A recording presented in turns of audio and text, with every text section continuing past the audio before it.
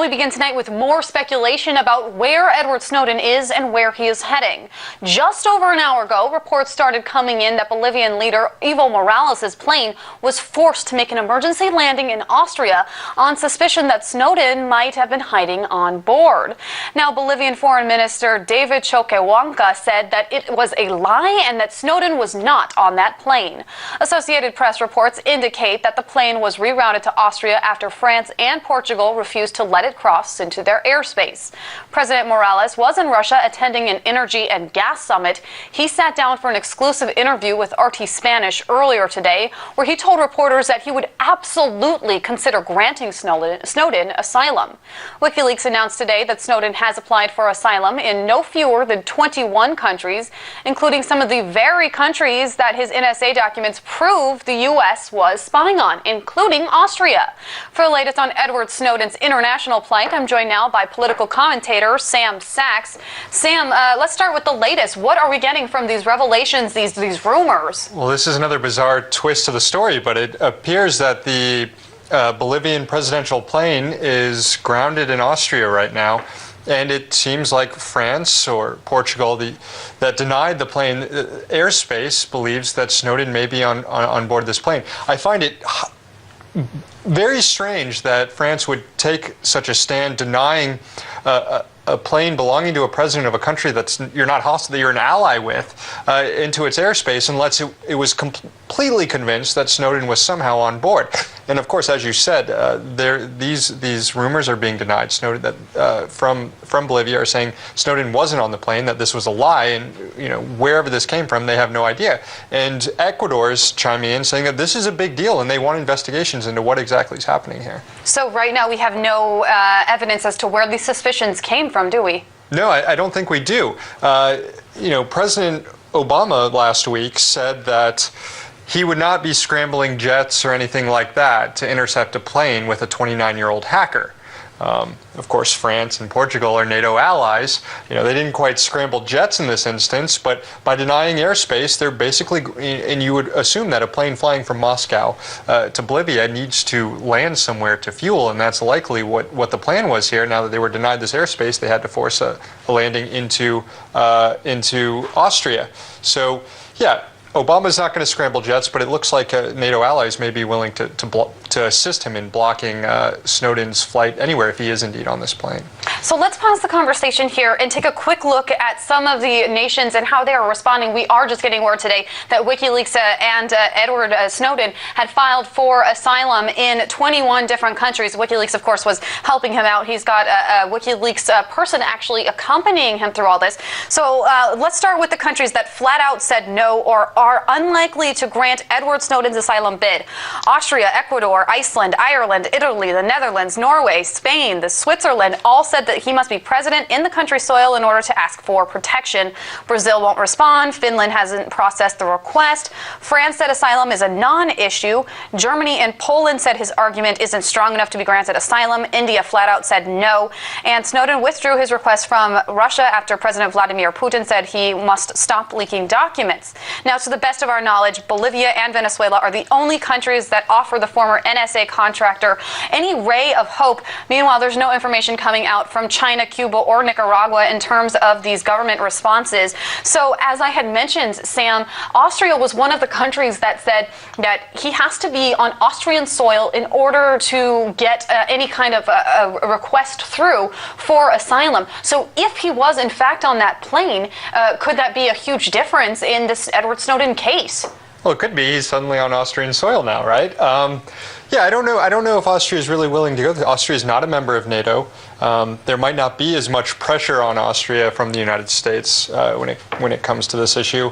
But yeah, that would certainly change issues. Venezuela and Ecuador or Bolivia now seem to be the likely best options for Snowden.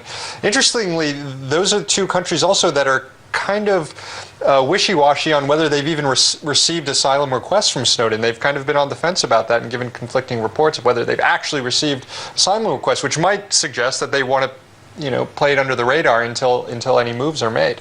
And finally, Sam, something that I do want to bring up is that the U.S. is currently hosting two former Bolivian leaders that they had actually granted asylum to a couple of years back. Back in 2011, Bolivia's Supreme Court of Justice ruled that 7 former military and government officials were guilty of genocide. 2 of them were Gonzalo Sanchez de Lozada, and the other one is Carlos Sanchez Berzain. So could that play into this whole thing? It could, and this really illustrates the double standard here that the United States has committed when it comes to this issue, pressuring countries like China to hand over Snowden when the United States has been more than willing to grant individuals in China asylum. Even Ecuador. I mean, Ecuador was a big issue. There's 2 bankers who live in South Florida right now who are living a very cushy life, who've been charged with pretty serious crimes in Ecuador, and Ecuador wants them extradited, and the United States has refused.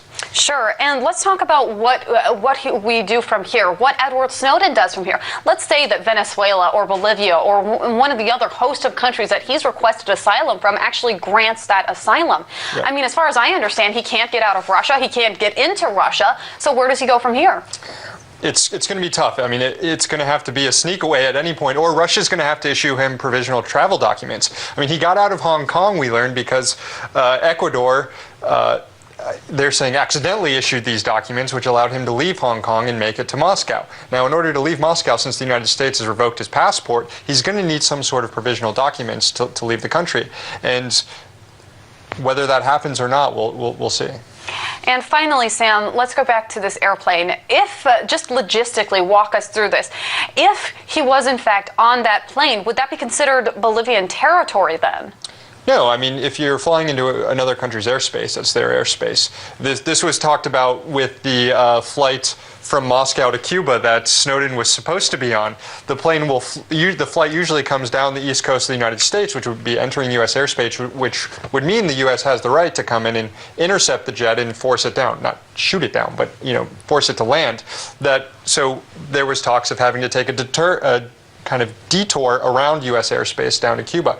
So you would have to figure out, in this flight for Snowden, this flight for asylum, you have to keep into account what countries you're going to be flying over, because they have domain over their own airspace. Very interesting. Thank you so much for staying up with the latest details and for keeping us informed. Political commentator Sam Sachs. Yes. Bolivia demanded explanations from Portugal and France after the European countries had abruptly denied access to airspace for President Evo Morales' planes amid unfounded suspicions that Edward Snowden was on the aircraft. The presidential plane eventually made an unscheduled stopover in Vienna while traveling back to Bolivia from Moscow. The Bolivian foreign minister said the rumor was spread by someone wanting to hurt the leftist South American country.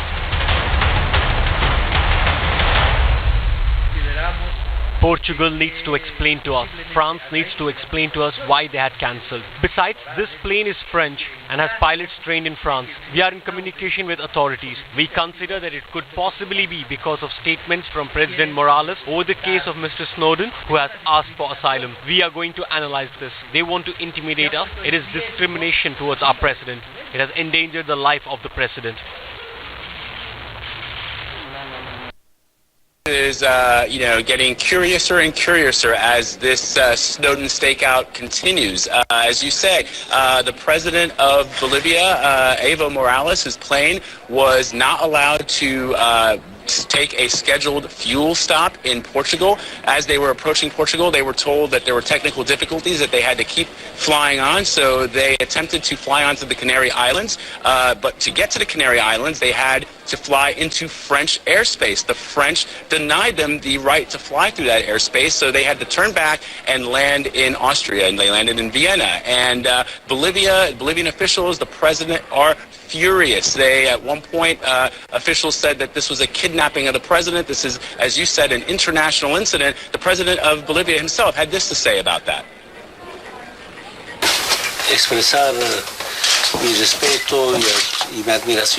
First of all, I would like to express my respects and admiration for the president of Austria, because it was an emergency landing in Vienna. Secondly, half an hour ago, the Bolivian foreign minister told me that Spain contacted us, and at 9:30 they were supposed to have a positive answer. We are still awaiting that positive answer. There has been no explanation as to why I was not allowed to fly over France, Portugal, Italy, and later Spain too, because we had permission to land in the Canary Islands.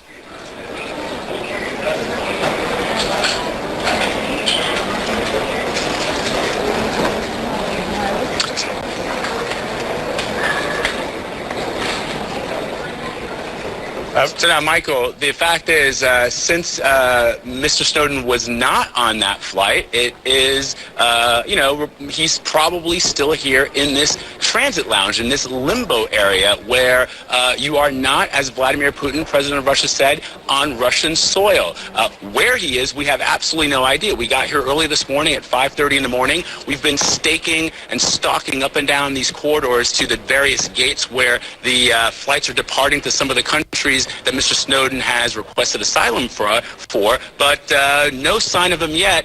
We have been joking that he may be hiding in plain sight around us wearing, a Hawaiian shirt, but so far we haven't seen any sign of him.